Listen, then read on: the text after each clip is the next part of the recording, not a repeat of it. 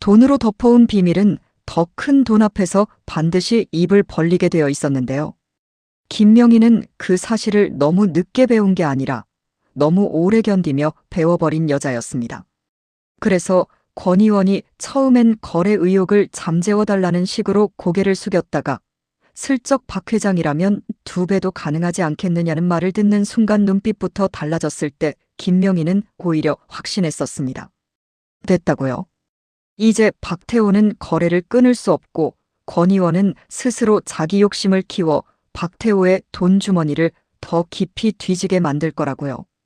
박태호는 늘 사람을 자기 욕심에 맞게 다루는 사람이었는데 이번에는 그 욕심이 자기 발목을 잡게 될 판이었고 김명희는 바로 그 순간을 기다리고 있었습니다. 김명희는 사무실 문이 닫히자마자 정윤정을 바라보며 아주 조용하게 말했는데요. 이제부터는 막는 게 아니라 키워야 해. 정윤정은 그 말을 듣고도 한동안 대꾸를 못했습니다. 권 의원을 달래서 잠재우는 줄 알았는데 김명희는 오히려 더 큰 욕심을 부추길 생각이었으니까요. 정윤정이 조심스럽게 묻습니다. 거래를 더 키우겠다고. 김명희는 고개를 끄덕입니다. 권 의원은 체면보다 욕심이 먼저인 사람이야. 박태호도 마찬가지고. 둘 다 멈출 수 없게 만들면 결국 돈이 움직여. 돈이 움직이면 흔적이 남고. 그 말은 차갑고도 선명했습니다. 정윤정은 여전히 불안했지만 동시에 김명희가 왜 여기까지 버티고 있는지 알 것 같았습니다. 이제 김명희는 단순히 자기 자리를 지키는 게 아니었습니다. 박태호가 숨겨온 비자금 계좌, 차명법인, 갤러리와 연결된 운송비 흐름, 나아가 태미바이오 인수 때 흘러간 돈의 자취까지 전부 끌어올릴 생각을 하고 있었으니까요. 박태호는 그 시각 회장실에서 권 의원과 다시 마주 앉아 있었습니다. 권 의원은 전보다 더 노골적이었고 더 느긋했고 무엇보다 더 비쌌습니다. 처음에는 개발권 관련 논란만 정리되면 되는 줄 알았던 사람이 이젠 마치 박태호 숨통을 쥐고 있는 사람처럼 굴기 시작했거든요. 권 의원은 찻잔을 내려놓으며 은근하게 웃었습니다. 회장님, 지난번엔 제가 좀 성급했죠. 그런데 생각해보니까 제가 감수해야 할 위험이 생각보다 크더라고요. 박태호는 속으로 이를 갈았지만 겉으로는 미소를 지었습니다. 그래서 원하는 게 뭡니까? 권 의원은 기다렸다는 듯 말했는데요. 기존 약속 금액 2배 그리고 해외 관계자들 쪽목도 별도로 정리해 주셔야겠습니다. 아, 그리고 이름은 남기지 않는 걸로요. 제 이름은 계약서에 없어야 합니다. 대신 다른 담보는 있겠죠. 그 말을 듣는 순간 박태호 눈빛이 아주 잠깐 흔들렸습니다. 기존 로비 자금의 2배도 문제인데 해외 관계자 몫에 별도 담보까지 요구하는 건 사실상 무한정 판돈을 올리겠다는 뜻이었으니까요. 그러나 박태호는 쉽게 물러날 수 없었습니다. 이번 독점 개발권은 단순 사업이 아니었습니다. 정부와 해외 관계자들, 국내 기업들까지 자기 손 안에 넣을 수 있는 상징이었고 한 번만 성공하면 아델그룹은 진짜로 세계적 기업 반열에 오를 수 있다고 믿고 있었으니까요. 박태호는 언제나 그랬습니다. 눈앞의 더러움보다 그 더러움을 밟고 올라선 뒤의 권력을 더 크게 보는 사람이었죠. 그래서 박태호는 결국 차갑게 대답했습니다. 정리해보죠. 그 대답을 들은 권 의원은 이겼다는 듯 웃었고 박태호는 그 웃음을 보며 속으로 결심했습니다. 이 거래가 끝나면 권 의원부터 정리해야겠다고요. 그런데 박태호는 아직 모르고 있었습니다. 자신이 그렇게 돈을 더 풀수록 오히려 김명희가 기다리던 흔적이 더 크게, 더 선명하게 남게 된다는 걸요.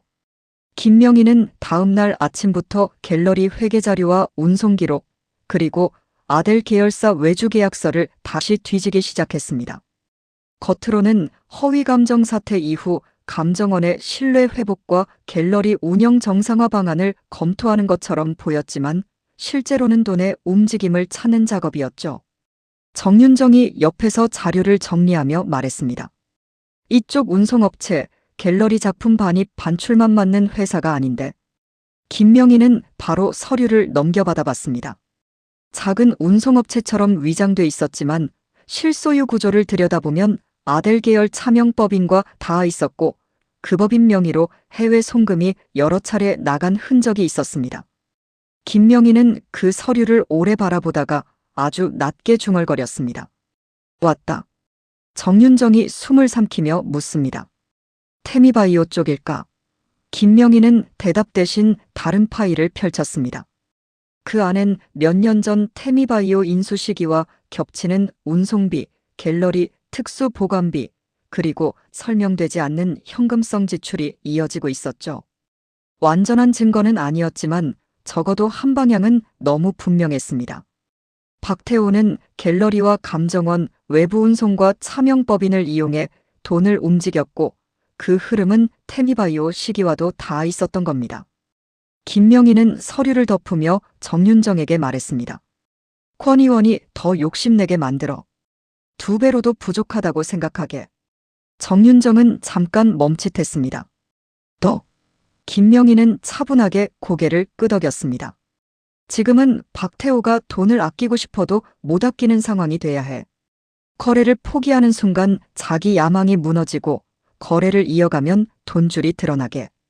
그 말은 잔인할 정도로 냉정했는데요. 김명희는 이미 자기 명예가 망가질 수 있다는 공포도 허위 감정 사건 여파로 사람들이 몰려와 소리치는 수치심도 어느 정도는 넘어선 상태였습니다. 이제 중요한 건 박태호가 어떤 돈을 어디서 꺼내느냐였으니까요. 하지만 김명의 계획과는 다르게, 아니 너무 다르게 움직이는 사람이 있었습니다. 바로 클로이였습니다. 클로이는 박태호와 권 의원이 회장실로 함께 들어가는 장면을 찍고 나서 곧바로 연락을 돌렸는데요. 그녀가 준비한 기사는 단순히 해외 개발권 비리 의혹 수준이 아니었습니다. 클로이는 훨씬 더 독하게 프레임을 짜고 있었죠. 기사 초안 제목만 봐도 그 의도가 드러났습니다. 문화재급 보석 허위 감정 파문 직후 아델 회장과 권 의원 비밀 회동 여론 돌리기용 감정 조작 의혹 확산. 즉 허위 감정 사건과 개발권 로비 의혹을 하나의 흐름으로 묶어버리려는 기사였습니다. 이렇게 되면 김명의 허위 감정 사태조차 박태호 권력거래 구조 안의 일부로 보이게 되고 박태호는 김명희만 희생양으로 잘라내고 빠져나갈 수 없게 되는 거죠. 클로이는 그게 가장 빠른 길이라고 믿고 있었습니다. 박태호 같은 인간은 꼬리 자르기에 능하고 판을 길게 끌수록 또 다른 사람을 밟고 올라갈 거라고요. 그래서 기사 한 방으로 권 의원과 박태호를 같은 프레임 안에 가둬야 한다고 생각했습니다. 제임스 리는 클로이 옆에서 신중한 표정을 짓고 있었는데요. 진주야, 이렇게 바로 터뜨리면 박태호가 더 세게 반격할 수도 있어. 클로이는 차갑게 대답했습니다. 안 터뜨리면 더 많은 사람이 망가져요. 김명의 사장도 박민준도 어쩌면 최윤아까지도. 그 말은 절반은 맞고 절반은 틀렸습니다. 클로이는 누구보다 빠르게 끝내고 싶어 했지만 동시에 복수의 열기가 점점 더 강해지고 있었거든요. 제임스 리는 그걸 느꼈습니다. 백진주가 법이 아니라 자기 방식으로 결말을 만들고 싶어하는 마음이 점점 더 짙어지고 있다는 걸요. 문제는 김명희도 같은 목표를 향하고 있었지만 방식이 완전히 다르다는 점이었습니다. 김명희는 판을 더 키워야 한다고 봤고 클로이는 지금 터뜨려야 한다고 봤습니다. 김명희는 지금 기사 내면 박태호가 바로 꼬리 자르고 끝내버려요. 돈줄까지 못 들어가요라고 생각했고 클로이는 지금도 이미 늦었어요. 더 기다리면 또 다른 희생양이 생겨요라고 생각했죠. 결국 두 사람은 정면으로 마주치게 됩니다. 그 시작은 아주 사소했습니다. 클로이가 기자 쪽에 넘길 자료를 다시 정리하던 중 김명희가 그 통화 내용을 엿듣고 무슨 기사를 말하는 거죠? 라고 물었던 순간이었으니까요. 클로이는 잠깐 침묵하다가 되묻습니다. 사장님은 왜 계속 판을 키우려 하세요? 김명희는 바로 받아칩니다. 왜냐하면 지금 터뜨리면 박태호는 권 의원 하나 잘라내고 감정사 하나 버리고 또 살아남을 테니까요. 클로이는 입술을 굳게 다물었습니다. 김명의 말이 틀린 건 아니었습니다. 박태호는 그런 인간이었죠. 누군가 하나 둘 던져 넣어서라도 자기 본체는 살려내는 사람이었습니다. 하지만 클로이도 물러서지 않았습니다. 그럼 그 사이에 누가 또 망가질 줄 알고요. 사장님은 버틸 수 있을지 몰라도 다른 사람들은요? 이 말에 김명의 표정이 미세하게 굳었습니다. 둘 다 박태호를 흔들고 싶어 했지만 어디까지 희생을 감수할 수 있는지가 달랐던 겁니다.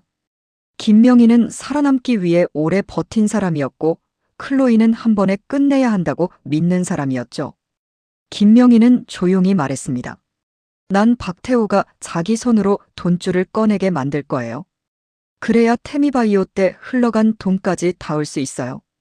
클로이는 그 말을 듣는 순간 눈빛이 날카로워졌습니다. 그 사이 박민준 본부장이 또 다쳐도요? 김명희는 한동안 대답하지 못했습니다. 그 질문은 가장 아픈 곳을 찔렀거든요.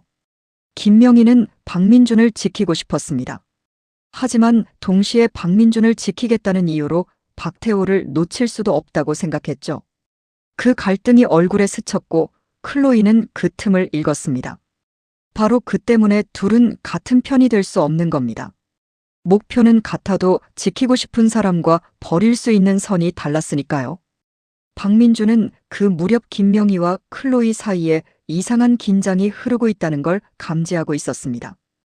허위 감정 사태 이후 감정원 앞에 몰려드는 사람들을 막고 김명희를 지키려 애쓰면서도 박민준은 점점 더 답답해졌는데요.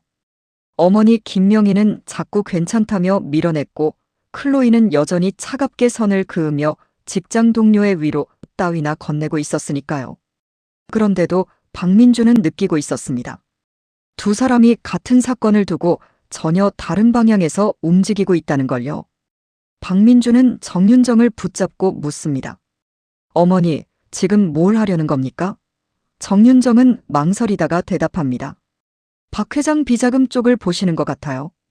박민준은 그 말을 듣고 숨이 멎는 줄 알았습니다. 허위 감정 사건이 끝이 아니라 아버지 박태호 돈줄을 파헤치는 시작이었다니요.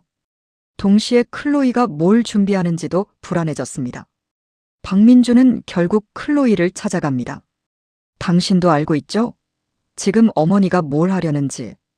클로이는 피하지 않았습니다. 다만 아주 조용히 말했죠. 알고 싶지 않으면서도 자꾸 가까이 오네요. 박민준은 그 말에 상처받았지만 이제는 물러설 수 없었습니다. 당신이 뭘 하든 어머니까지 또 다치게 하진 마세요. 그 말엔 명령도 부탁도 애원도 다 섞여 있었습니다.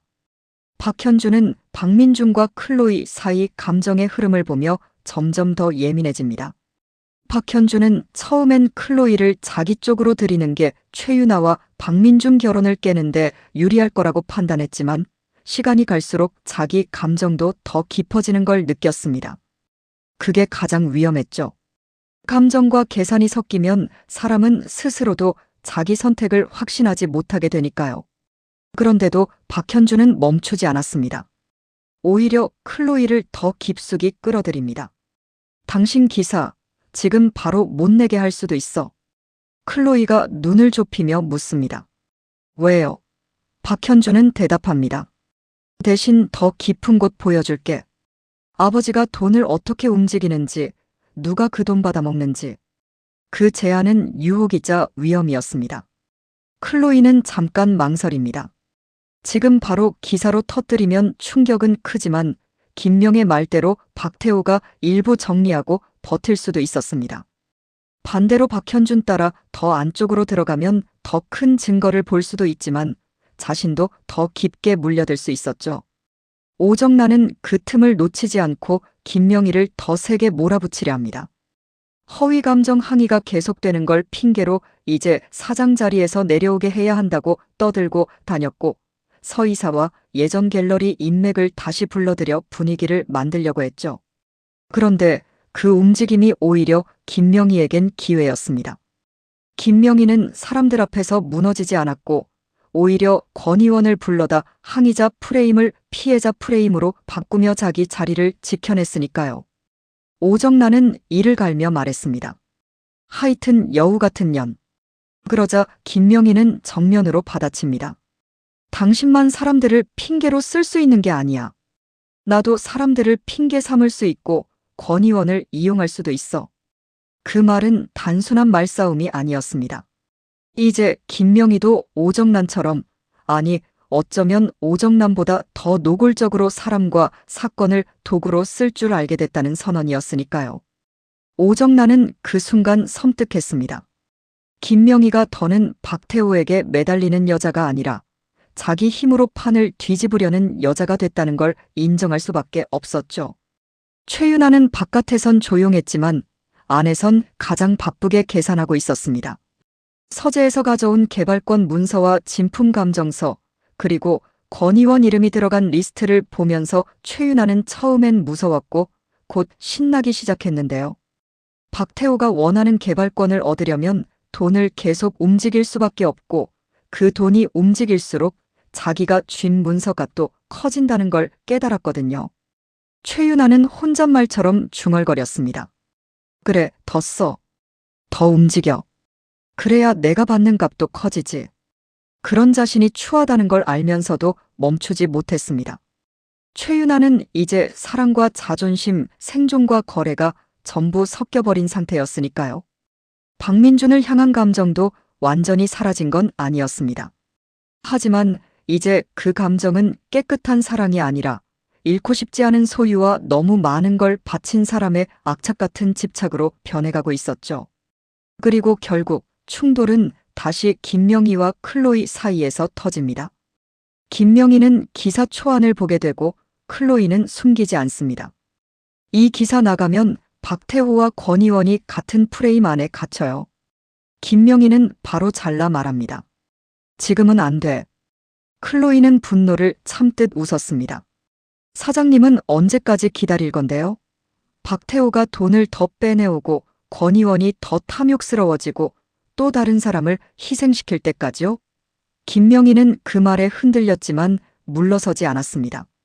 그 사이 난 증거를 더 얻을 거예요. 비자금 계좌까지. 클로이는 정면으로 맞섭니다.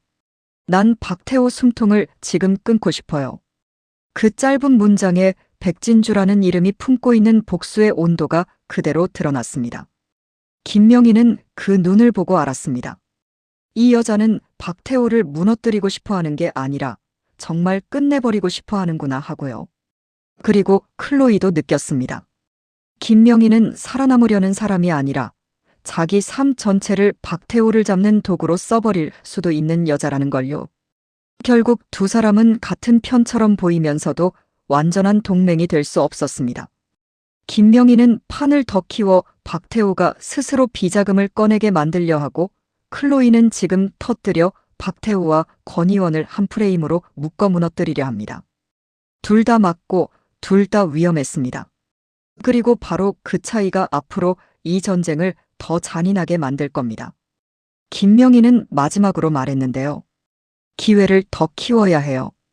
클로이는 지지 않고 대답합니다. 그 사이 누가 또 망가질 줄 알고요. 그 짧은 대화가 끝난 뒤에도 둘은 오래 서로를 바라봤습니다. 같은 곳을 향해 걷고 있지만 결국 다른 방식으로 상대를 찌를 준비까지 하고 있는 사람들처럼요. 그날 밤 박태호는 권 의원과 다시 거래 조건을 조율하며 더 깊이 늪으로 들어갑니다. 김명희는 그걸 기다리며 장부 흐름을 추적하고 클로이는 기사 배포 타이밍을 재며 더 큰 프레임을 준비하고 박민주는 어머니를 지키고 싶다는 마음과 클로이를 잃을 것 같은 불안 사이에서 더 깊게 휘청이고 박현주는 감정과 계산이 뒤섞인 채 클로이를 더 안쪽으로 끌어들이려 하고 오정란은 자기 자리를 지키기 위해 더 거칠게 발버둥치고 최윤아는 손에 쥔 문서와 녹음기로 자기 몸값을 올릴 타이밍을 재고 있었습니다. 누구도 멈추지 않았고 누구도 완전히 같은 편은 아니었습니다.